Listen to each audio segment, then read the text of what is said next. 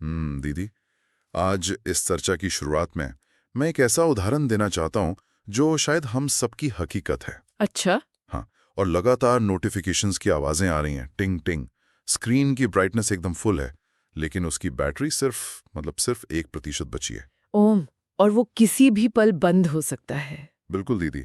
और सबसे बड़ी विडंबना तो यह है ना कि उसी 1% बैटरी वाले फोन से हम किसी दूसरे का फोन चार्ज करने के लिए पावर बैंक का तार जोड़ने की कोशिश कर रहे हैं। हाँ, ये बहुत ही सटीक और चुभने वाला चित्र है। वो मशीन अंदर से पूरी तरह थकी हुई है, प्रोसेसर एकदम गर्म हो चुका है, लेकिन दुनिया के सामने वो एक पावर बैंक होने का दिखावा कर रही है। जी, और यही आज हमारी मानसिक स्थिति है। इसीलिए आज हम किसी साधारण किताब पर चर्चा नहीं कर रहे हैं। आज हमारे पास बहुत ही गहरा स्रोत है। 5 मई 1977 की एक अव्यक्त मुरली। ये बहुत ही विशेष अव्यक्त इशारा है। साधारण शब्दों में कहें तो ये मुरली कोई थ्योरी या फिलॉसफी नहीं है।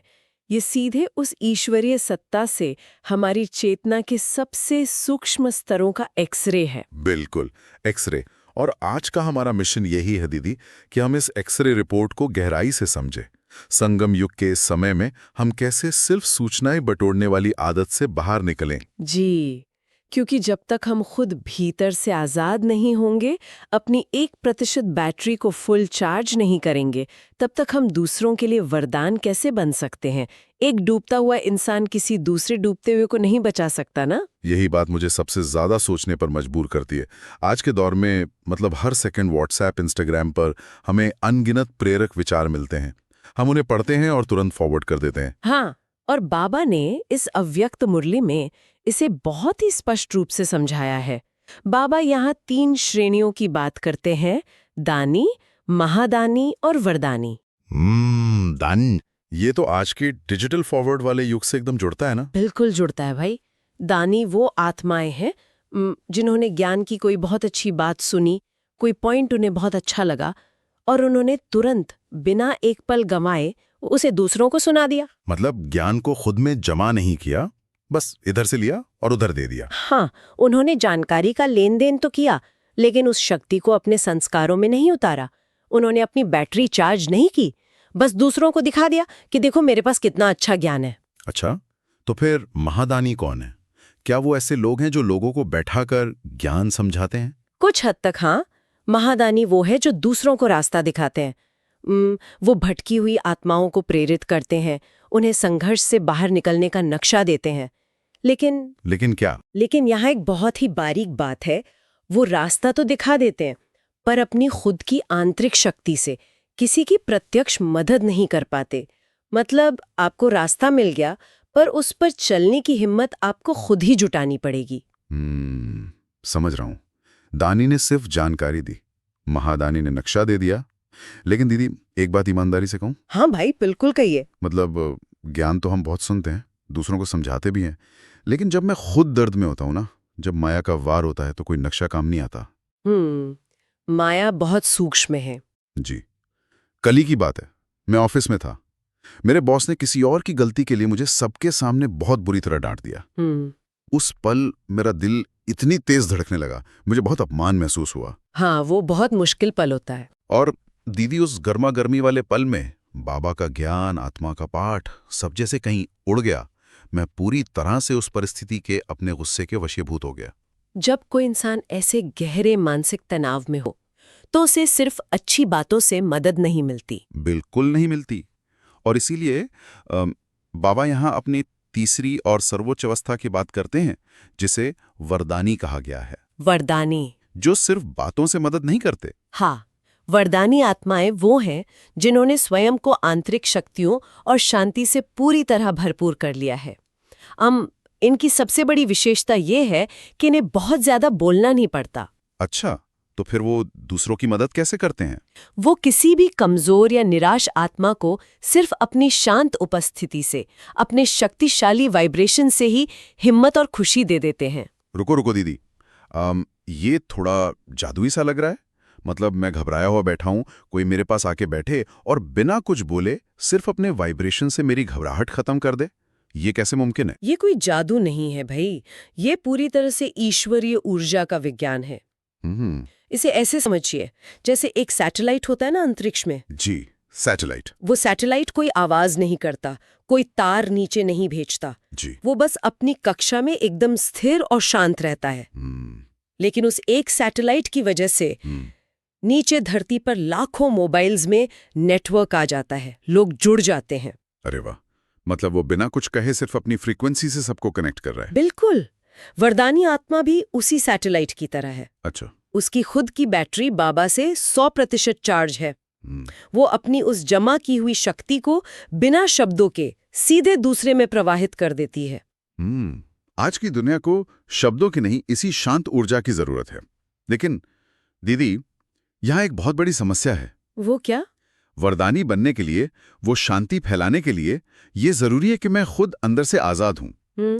लेकिन जैसा मैंने ऑफिस वाला उदाहरण दिया, हम सब किसी न किसी चीज के गुलाम हैं।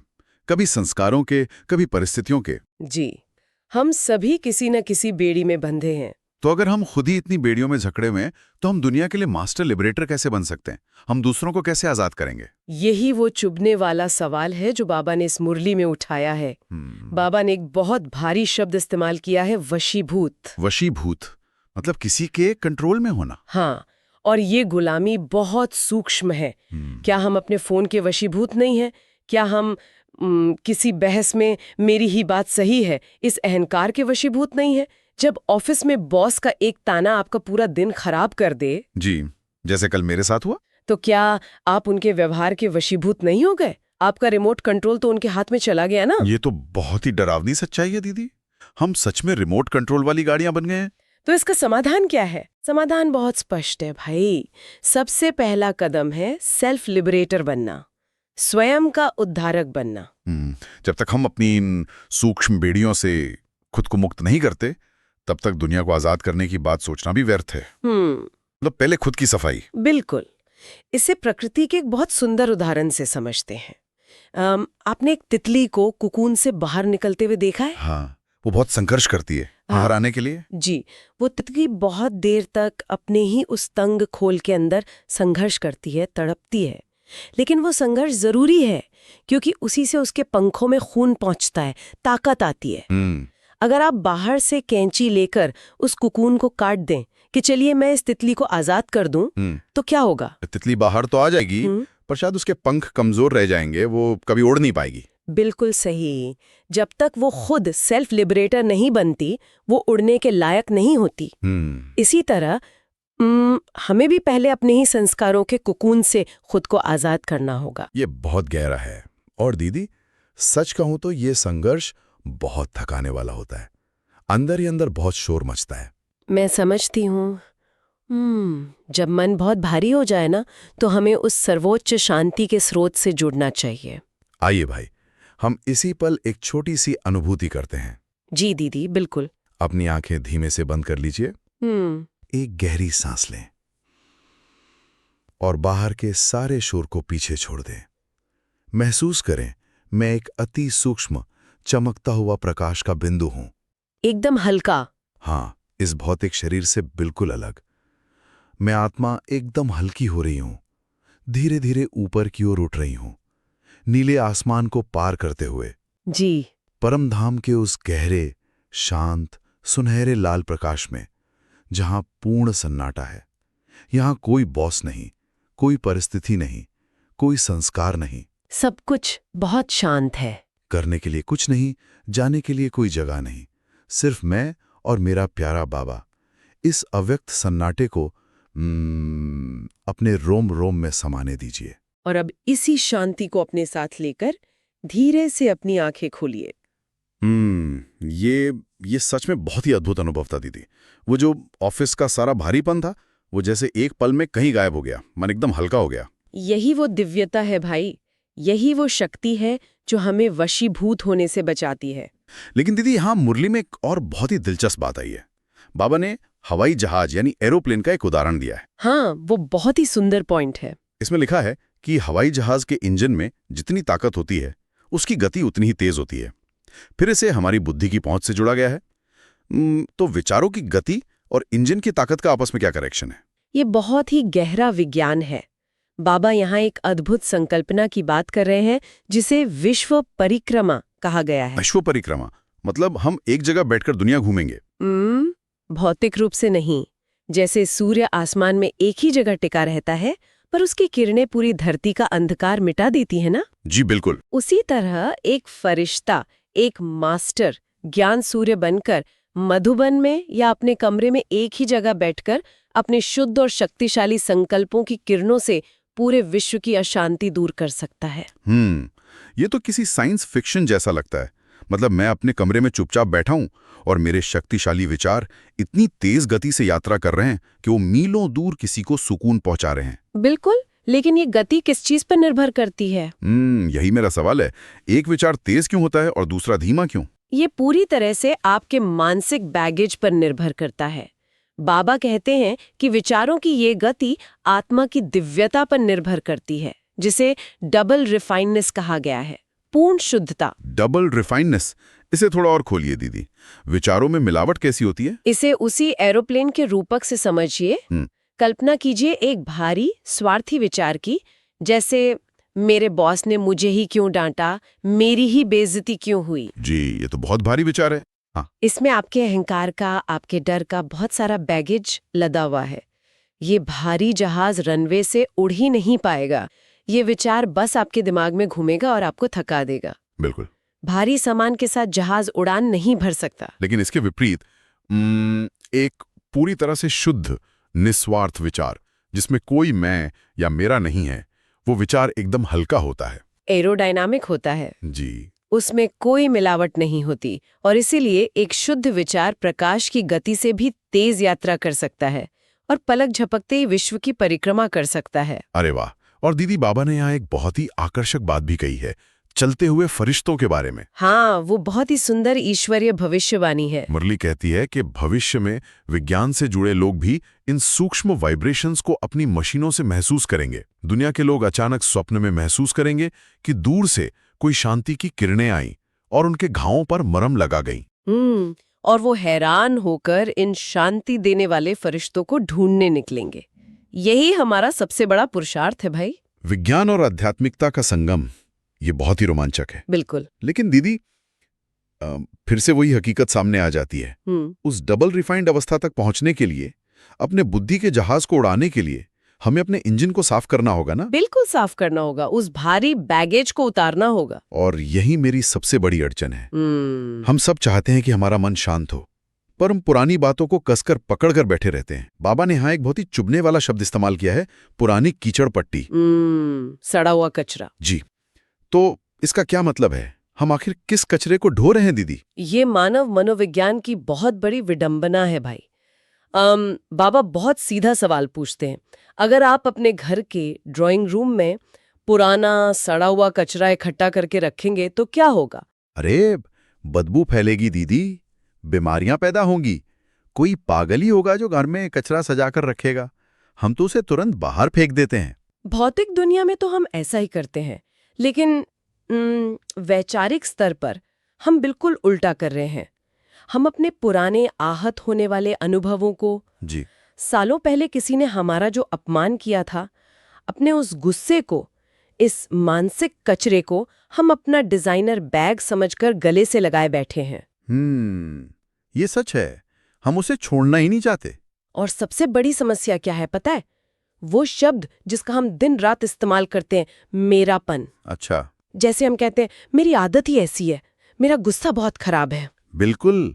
जैसे ही आप कहते हैं मेरा गुस्सा या मेरा स्वभाव, आप उस मानसिक कीचड़ को अपनी पहचान बना लेते हैं। बाप रे, ये तो बहुत गहरी बात है। हाँ, आप उसे वैलिडेट कर देते हैं, और जब आप उस कचरे को अपनी पहचान मान लेते हैं तो आप उसे छोड़ कैसे सकते हैं? और फिर हम शिकायत करते हैं कि दीदी हम अमृत वेला करते हैं पर मन नहीं लगता, शांति नहीं मिलती, क्योंकि हमने कीचड़ को ही अपना वजूद मान लिया है।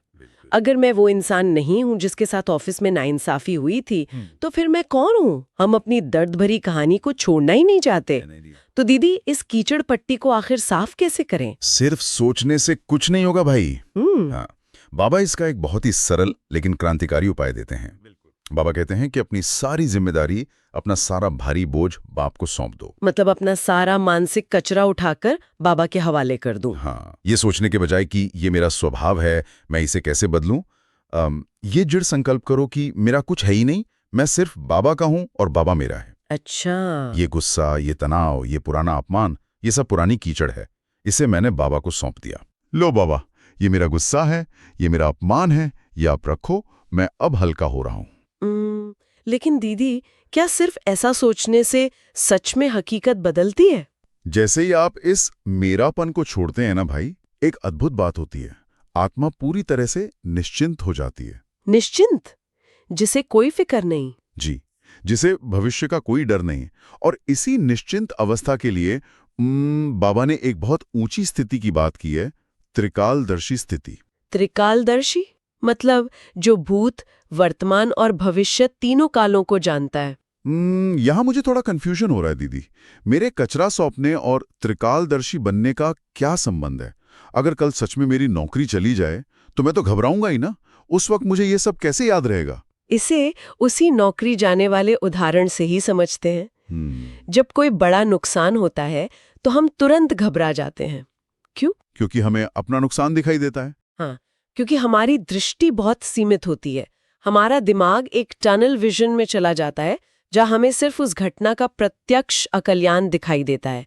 हमारा पुराना कचरा हमसे कहता है, लो सब खत्म हो गया। जी, दिमाग तुरंत सबसे बुरा सोचने लगता है। लेकिन जब आपने अपना कचरा बाबा को सौंप दिया है, जब आपके भीतर वो अव्यक्त शांति है, तो आपका नजरिया चौड़ा हो जाता है। एक त्रिकालदर्शी वो नहीं है जो जादू से भविष्य देख ले। तो वो कौन है?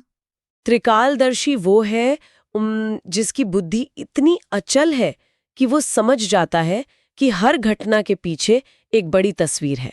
वो ये देख पाता है कि जिस बात में आज मुझे प्रत्यक्ष रूप से नुकसान दिखाई दे रहा है, अगर मैं धैर्य रखूं तो भविष्य में उसी के भीतर मेरा बहुत बड़ा कल्याण छिपा हुआ है। अरे वाह, मतलब हर घटना बाबा की एक बड़ी योजना का हिस्सा है। अगर आज ऑफिस में बॉस ने डांटा या एक दरवाजा बंद हुआ, तो इसका मतलब है कि बाबा कोई दूसरा, शायद कहीं बेहतर दरवाजा खोलने वाला है। बिल्कुल, लेकिन ये नया दरवाजा मैं तभी देख पाऊंगा ना जब मैं उस पुराने बंद दरवाजे के पास खड़े होकर रोना बंद करूंगा। अगर मैं उस अकल्याण वाली घटना की कीचड़ को ढोता रहूंगा तो मैं वो कल्याण कभी देख ही नहीं पाऊंगा। एकदम सही पकड़ा आपने भाई। और इसीलिए बाबा कहते हैं कि जो निश्चिंत होगा वही अचल रहेगा, परिस्थितियों के तूफान में डगमग नहीं होगा।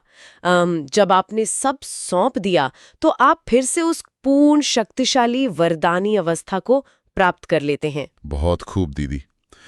तो अगर हम आज की इस पूरी गहरी चर्चा के मोतियों को एक धागे में पिरोएं तो बहुत ही स्पष्ट चित्र बनता है। जी बताइए। हमने शुरुआत की थी 1% बैटरी वाले उस थके हुए फोन से, जहां हमें ये समझ आया कि हमें सिर्फ दानी बनकर खोखले ज्ञान को फॉरवर्ड नहीं करना है। बिल्कुल। हमें खुद को इतना मजबूत बनाना है कि हम बिना कुछ कहे भी दूसरों की मदद कर सकें, वरदानी बन सकें। लेकिन वो बनने के लिए हमें सबसे पहले सेल्फ लिबरेटर बनना होगा। अपनी उन भावनात्मक बेड़ियों को तोड़ना होगा जो हमें लोगों और संस्कारों के वशीभूत किए हुए हैं। जी, और एक बार जब हम उस मेरापन की पुरानी कीचड़ पट्टी को, उस मानसिक कचरे को बाबा को सौंपकर खुद को हल्का कर लेते हैं, तब हमारे विचारों का जहाज उस डबल रिफाइंड गति को प्राप्त कर लेता है। फिर हम सच में एक असली पावर बैंक बन जाते हैं जो सिर्फ अपनी शांत उपस्थिति से दुनिया के घावों को भर सकता है। बिल्कुल भाई, यह सिर्फ दार्शनिक बातें नहीं है, ये संगम योग पर हमारे रोजमर्रा के पुरुषार्थ का हिस्सा है। तो दीदी, अब जब हम इस चर्चा के अंत पर आ गए हैं, मैं चाहता हूं कि हम सब एक ऐसे विचार पर चिंतन करें जो आज की चर्चा से ही निकला है। जी। हमने सुना कि एक शुद्ध विचार सूर्य की किरणों की तरह पूरे विश्व की परिक्रमा कर सकता है, लेकिन इसका उल्टा भी तो सच होगा ना? हाँ। जरा सोचिए हमारे उस मानसिक प्रदूषण के बारे में। जब हम दिन भर अपने कमरों में बैठकर चिंता करते हैं, बॉस पर गुस्सा करते हैं या पुरानी बातों को लेकर कुढ़ते रहते हैं, तो हम अपने दिमाग से कैसा अदृश्य धुआं छोड़ रहे हैं। ये बहुत ही सोचने वाली बात है। क्या हम अनजाने में ही सही दुनिया के इस प्रदूषण में अपना हिस्सा नहीं डाल रहे? क्या हमारी घबराहट की किरणें किसी और आत्मा की बेचैनी को नहीं बढ़ा रही? बिल्कुल बढ़ा रही हैं। तो आखिर वो कौन सा विशिष्ट मानसिक कचरा है दीदी, वो कौन सी पुरानी चोट या मेरापन है जिसे हम आज अपनी पहचान मानकर छाती से लगाए बैठे हैं? क्या हम आज अभी उस झूठी पहचान के कचरे को बाबा को सौंपने का साहस कर सकते हैं, ताकि हम दुनिया के प्रदूषण का हिस्सा बनने के बजाय उसके समाधान का हिस्सा बन सकें? इस गहरे सवाल के साथ हम सभी को कुछ पल मौन में जरूर बिताना चाहिए। दीदी, तो इसी आत्मचिंतन के साथ हम आज विदा लेते हैं। आपको इस वीडियो में क्या अच्छा लगा, और यदि आपके मन में कोई सवाल है तो कृपया कमेंट सेक्शन में अवश्य साझा करें। ओम शांति। ओम शांति।